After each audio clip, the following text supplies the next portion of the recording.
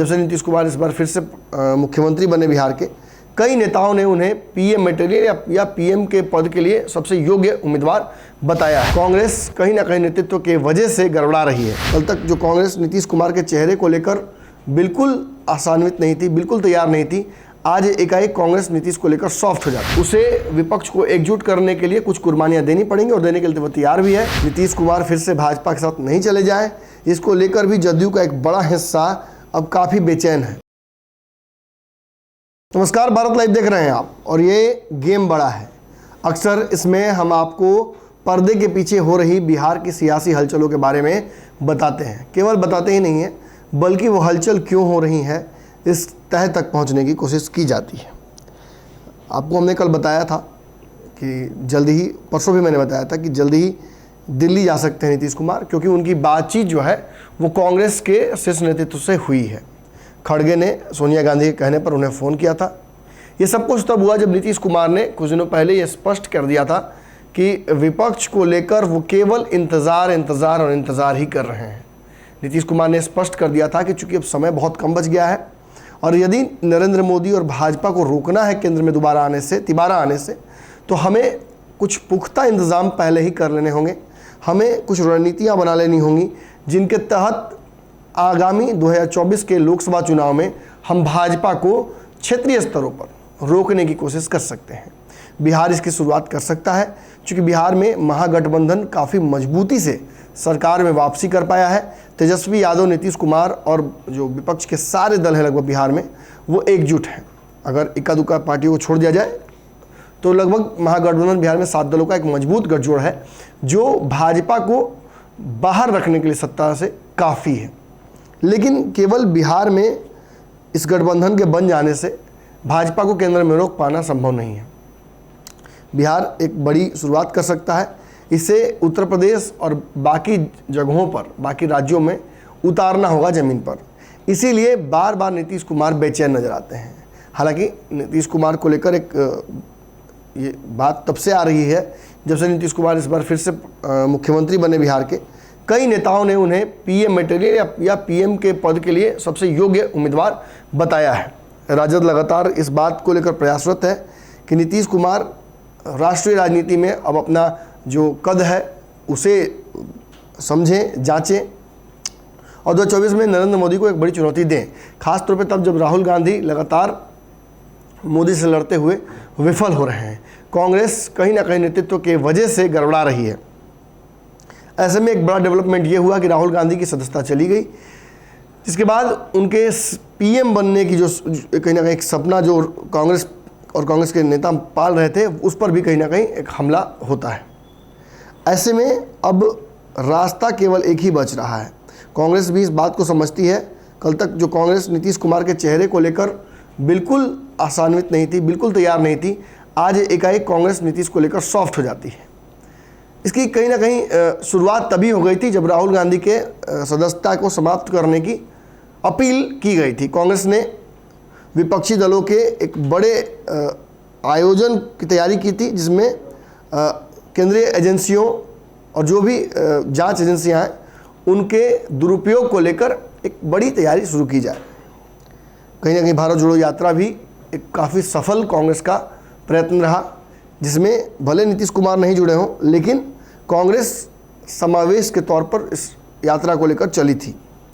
आगे चल के कांग्रेस की तैयारियां और एक ऐसी यात्राओं करने की है जिसमें वो चाहती है कि नीतीश कुमार और बाकी दल भी उनके साथ आएँ। हालांकि इन बाकी सारे दलों को विपक्ष के एकजुट होने में सबसे बड़ी समस्या ये हो रही है कि किसके नेतृत्व में ये होगा। तो चूंकि कांग्रेस ने जिन परिस्थितियों की वजह से हो, राहुल गांधी के हटने की वजह से हो या जो भी हो, कांग्रेस ने यह स्वीकार कर लिया है कि अब उसे विपक्ष को एकजुट करने के लिए कुछ कुर्बानियां देनी पड़ेंगी और देने के लिए वो तैयार भी है।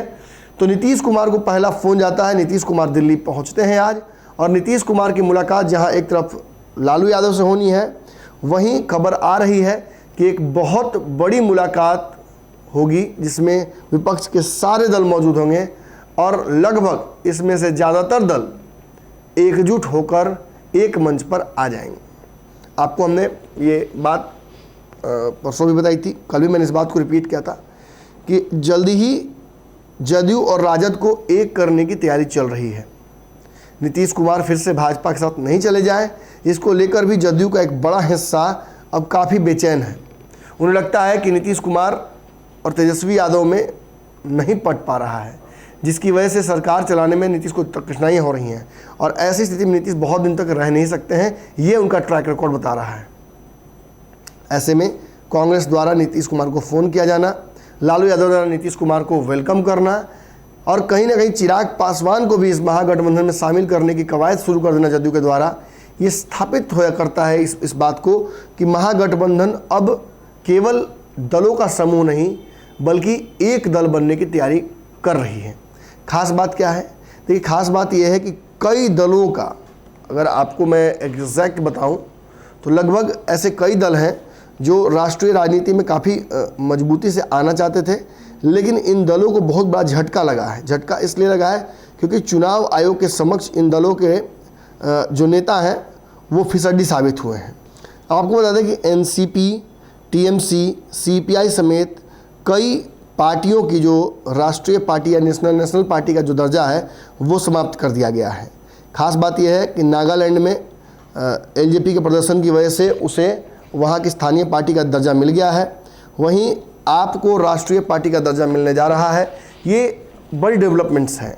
बड़ी पार्टियाँ जो पूर्व में अच्छा काम कर चुकी हैं उनको राष्ट्रीय राजनीति से अब सिमटना पड़ा है और अब ये कहीं ना कहीं इशारा करता है कि लगभग ये जो रेस है इसे बार बार भाजपा ही जीतेगी, क्योंकि जब कोई पहलवान भाजपा के करीब पहुंच जा रहा है, भाजपा उसे साम दाम दंड भेद करके कमज़ोर कर दे रही है।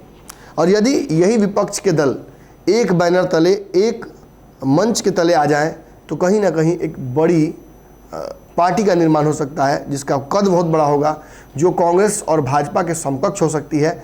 और इससे क्या होगा? इससे कांग्रेस पर भी दबाव बनाया जा सकता है, इससे भाजपा पर भी दबाव बनाया जा सकता है और इससे जो एक विभिन्न पार्टियों में फ़िलहाल ये भावना है कि अपनी पार्टी को ही आगे बढ़ाना है, अपनी पार्टी के लिए नेगोशिएट करना है, ये भावना भी समाप्त होगी और सभी एक मंच के तहत एक पार्टी को आगे बढ़ाने की कवायद में हिस्सा लेंगे।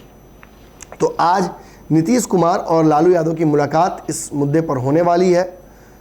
कांग्रेस भी इस बात को लेकर खुश इसलिए है क्योंकि लगातार विभिन्न पार्टियां जो दबाव बना रही थी कांग्रेस पर कि मुझे मान लीजिए, अब कांग्रेस चाहती है कि एक बैनर तले ये पार्टियां अगर आ जाएं तो सीधा सीधा एक बड़ा गठबंधन हो सकता है, जिससे नरेंद्र मोदी को और भाजपा को 2024 में चुनौती दी जा सकती है। इतना ही नहीं, बिहार की कुछ पार्टियों को छोड़ दिया जाए और कुछ अलग राज्यों की पार्टियों को छोड़ दिया जाए तो लगभग ज़्यादातर पार्टियां नीतीश कुमार या फिर लालू यादव के संपर्क में हैं। इन पार्टियों के एकजुट करने का प्रयास आज से नहीं चल रहा है। दरअसल 2014 में जब नरेंद्र मोदी काफ़ी प्रचंड बहुमत के साथ आए थे, तभी ममता, मायावती और मुलायम सिंह समेत कई बड़े नेता एक मंच पर इकट्ठा हुए थे। स्वाभिमान रैली के तहत नीतीश कुमार ने भी सबको यहाँ न्योता दिया था और जब दिल्ली में उनकी बैठक हुई तो कहीं ना कहीं एक कॉमन पार्टी बनाने की तैयारी शुरू हो गई थी, लेकिन सभी ने इस बात को लेकर ऐतराज़ जताया कि कोई एक चेहरा पीएम का कैसे हो सकता है। इसको लेकर विभिन्न पार्टियों ने अपने जनाधार की बात भी की। कई लोगों ने ये भी कहा कि कौन कब भाजपा के साथ चला जाए ये कहना भी बड़ा मुश्किल है। ऐसे में कोई एक मापदंड होना चाहिए, कोई एक तरीका होना चाहिए जिसकी वजह से किसी एक पार्टी को, उसके नेता को इस नए पार्टी का कमान दिया जाए। तो फिलहाल बिहार में ये विवाद लगभग समाप्त हो चुका है। नीतीश कुमार को अगर नई पार्टी का अध्यक्ष बनाया जाए राष्ट्रीय, तो नीतीश बिहार के अपने जो सीएम की कुर्सी है उसे त्यागने के लिए तैयार हो सकते हैं। हालांकि इसमें बिहार में भी अड़चनें आ रही हैं। खबर स्पष्ट तौर पर आ चुकी है कि मांझी जी इस मर्जर के लिए बिल्कुल तैयार नहीं हैं। यहाँ तक कि मुकेश सहनी भी इस मर्जर के साथ खड़े नहीं होना चाहते हैं, इसलिए उन्होंने इफ्तार से भी दूरी बनाई। चिराग पासवान पहले ही मना कर चुके हैं कि वो महागठबंधन में जिसमें नीतीश कुमार रहेंगे शामिल नहीं होंगे। तो कहीं ना कहीं बहुत सारी समस्याएं हैं। इन समस्याओं के इर्द गिर्द ही ये पूरा प्लान तैयार किया गया है और इन समस्याओं से कहीं ना कहीं परेशान होकर ये प्लान तैयार किया गया है। और अब लालू यादव और नीतीश कुमार की मुलाकात के साथ साथ ये बात लगभग स्पष्ट होने जा रही है कि दोनों नेता अब एक पार्टी बनाने जा रहे हैं, जहां राजद का सिंबल और पार्टी तेजस्वी यादव के पास सुरक्षित कर दिया गया है पिछले साल, ताकि वो कोई भी मर्जर और बड़ा फैसला ले सके। वहीं अब ललन सिंह को अधिकृत कर दिया गया है कि वो पार्टी को लेकर बड़ा फैसला ले सके। सारा कुछ डिपेंड करेगा कि नीतीश कुमार की जो शर्तें हैं, नीतीश कुमार का जो मिजाज है, उसको कितना समझ पाते हैं लालू यादव, कितना उनकी भावनाओं को समझ पाते हैं लालू यादव। पिछली बार भी लालू यादव ने नीतीश कुमार के प्रमोशन की बात की थी, लेकिन वक्त रहते नीतीश कुमार छटक कर महागठबंधन से अलग हो गए थे। यदि बिहार में महागठबंधन को बने रहना है तो एक बहुत बड़ा उनके सामने पहाड़ है, जिसे पार करना बहुत ज़रूरी है। और इस पहाड़ को पार करने का एकमात्र तरीका ललन सिंह और तेजस्वी यादव को लगता है दोनों पार्टियों को एकजुट करके कार्यकर्ताओं को एक मैसेज देना कि अब आपको विभिन्न पार्टियों के लालटेन और अलग से तीर के लिए वोट नहीं मांगना है, बल्कि एक पार्टी एक बैनर तले सारे नेता आ चुके हैं। आपको एक कार्यकर्ता और एक पार्टी लेकर जाना है किसी भी जगह। तो इस खबर के बाद अगली खबर जल्दी ही आपके समक्ष हम लेकर पहुंचेंगे।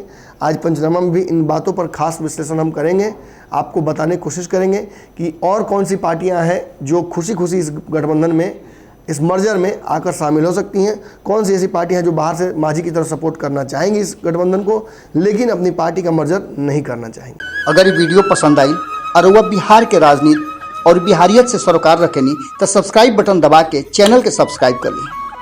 ओजे एगो घंटी बा, ओकरा बटन दबा देला से कुल सटीक और मारक खबर रुआ मुफ्त में मिल जाई। अगर रुआ पत्रकारिता के हमनी के नया प्रयोग में सहयोग कर चाहतानी तो ज्वाइन बटन दबा दी। पेटीएम नंबर नोट कर ली 9386816700। धन्यवाद।